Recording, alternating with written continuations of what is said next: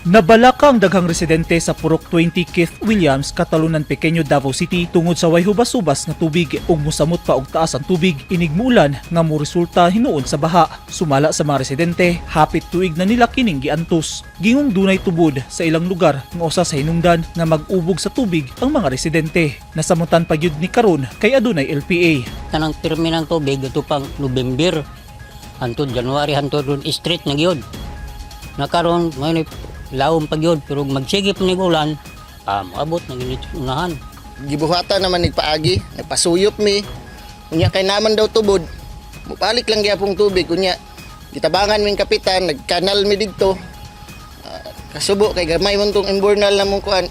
Di yun siya ka kuha sa tubig. Moang naitabo karon, nadugay ang tubig, ang among mga septic tank napuno na pod. Mubalik na siya mga kani hugaw na kaya mong tubig din kinasagol na ang among mga hugaw.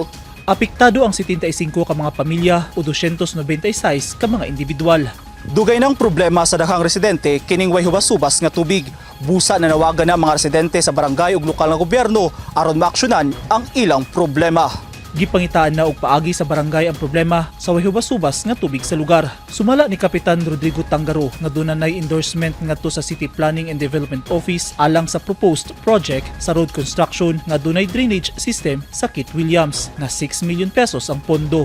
Adtong niagi mao gyapon na amo nang gikanalan na nguan kog bakho ikanalan dito para makagawas.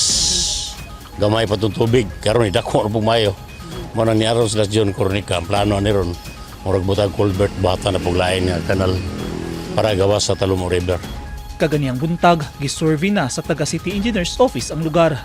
Ato una dili kini siya problematic ba kay dagambalay tapos tungod sa ulan. Nagpundo nagstagnant ang tubig kay klarong labayanan ba. So nagkasurvey mi dito pwede malabayan ang apprehension lang kay gobyerno private ang property.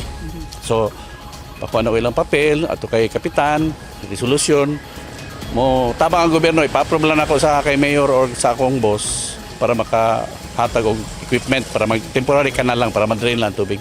Gawa sa problema sa way hubas-subas nga tubig, nabala kasab ang mga residente sa posibleng epekto sa kahugaw sa tubig sa ilang panglawas. Ikumpirma hinuon sa barangay nga walay kaso sa leptospirosis o dengue sa lugar. So far sir, sa leptospirosis wala mi record nga naay case dito.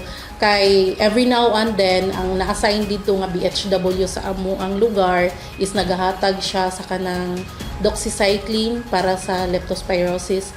Then sa dengue cases pod wala pa po'y official nga na report diri sa amo kay mostly pag naay dengue cases nagapadala diri og kanang medical records kay para mag-request ni ana sa City Health.